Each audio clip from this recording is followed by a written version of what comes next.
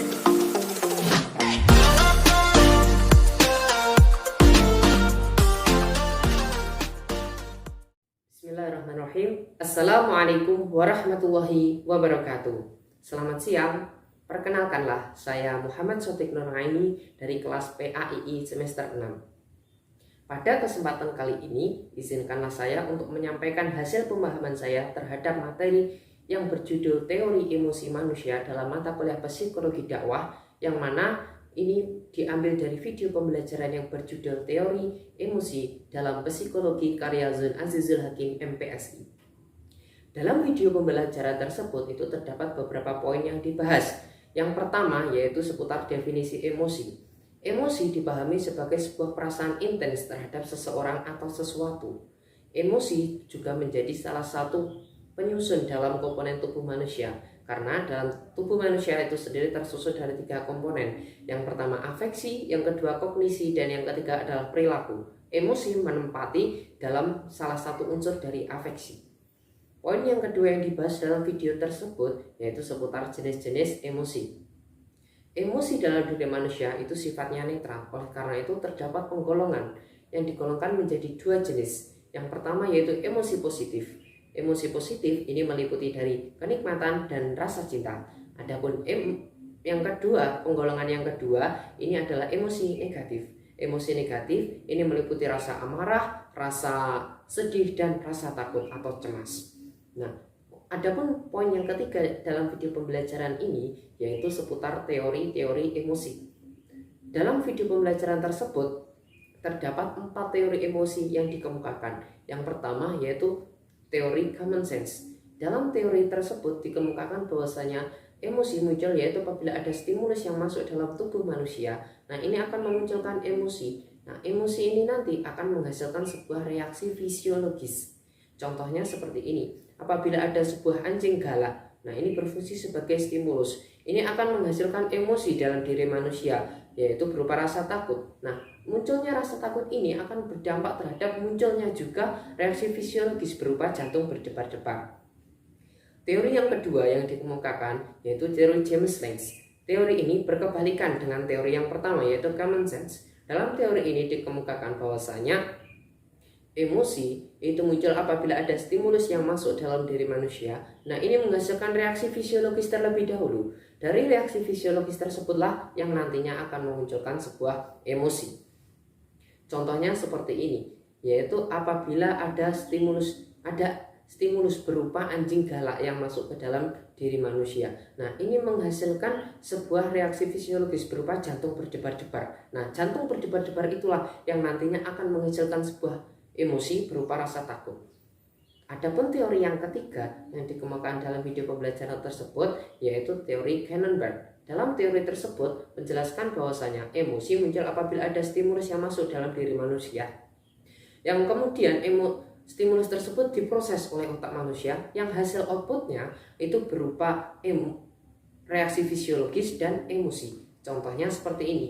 Apabila ada anjing galak berfungsi sebagai stimulus, kemudian dikelola oleh otak manusia, diproses, outputnya ini munculnya rasa takut dan jantung berdebar-debar, yang ini munculnya secara bersamaan. Adapun teori yang keempat atau teori yang terakhir yaitu teori Schechter. Dalam teori tersebut dikemukakan bahwasanya emosi ini muncul apabila ada stimulus yang masuk dalam diri manusia. Nah, ini menghasilkan reaksi fisiologis. Reaksi fisiologis tersebut akan memantik munculnya persepsi dalam diri individu, yang mana persepsi tersebut akan menghasilkan sebuah emosi. Contohnya seperti ini. Apabila ada anjing galak yang berfungsi sebagai stimulus, ini nanti akan memantik reaksi fisiologis berupa jantung yang berdebar-debar. Dari jantung yang berdebar inilah akan memunculkan persepsi dalam diri individu, akan memantik persepsi individu yang mana akan menghasilkan emosi yaitu berupa rasa takut. Nah, itu poin yang ketiga seputar teori-teori emosi. Poin yang keempat yang dibahas dalam video tersebut yaitu seputar hubungan antara emosi dan budaya. Nah, emosi dan budaya ini memiliki keterikatan karena terkadang emosi itu dipengaruhi dengan adanya norma atau budaya setempat. Beberapa emosi itu ditampilkan dalam budaya yang universal. Contohnya misalnya emosi dalam bahagia atau rasa senang. Nah, itu di mana-mana itu ditunjukkan atau ditampilkan dengan rasa tertawa atau dengan senyum seperti itu. Adapun beberapa norma yang terperinci atau norma khusus, nah itu terkadang mengatur emosi manusia agar emosinya itu tepat. Dalam arti manusia itu harus beremosi dalam kondisi yang demikian, dengan sebab demikian, dan dengan waktu demikian. Contohnya, dalam beberapa tempat itu memandang bahwasanya menangis itu merupakan sesuatu yang tabu dilakukan oleh seorang laki-laki. Oleh karena itu, ketika seorang laki-laki mengekspresikan emosinya, maka itu tidak boleh dilakukan dengan cara menangis. Itu adalah poin yang keempat dalam video pembelajaran tersebut. Nah, poin yang kelima yang dibahas dalam video pembelajaran tersebut yaitu seputar kecerdasan emosional. Nah, perlu diketahui teman-teman bersama bahwasanya beberapa penelitian menunjukkan bahwasanya kecerdasan emosional inilah yang nantinya akan menentukan kesuksesan seseorang.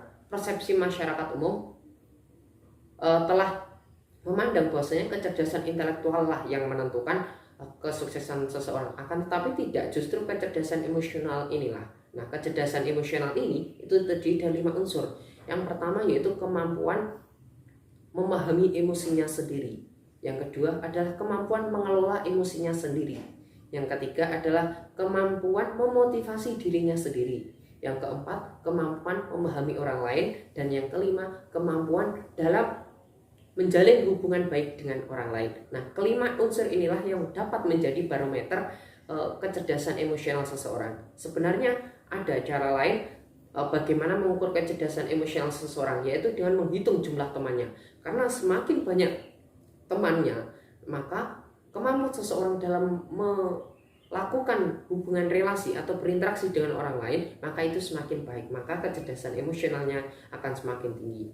Nah, terkait dengan bagaimana cara kita meningkatkan kecerdasan emosional, salah satu caranya yaitu dengan menjalin hubungan interaksi dengan orang lain, hubungan baik dengan orang lain. Dengan demikian, kecerdasan emosional kita akan semakin meningkat. Mungkin itu sedikit kesimpulan dari saya. Apabila ada kurang lebihnya, saya mohon maaf. Semoga bermanfaat. Akhiran, wallahul muwaffiq ila aqwamit thoriq. Wassalamualaikum warahmatullahi wabarakatuh.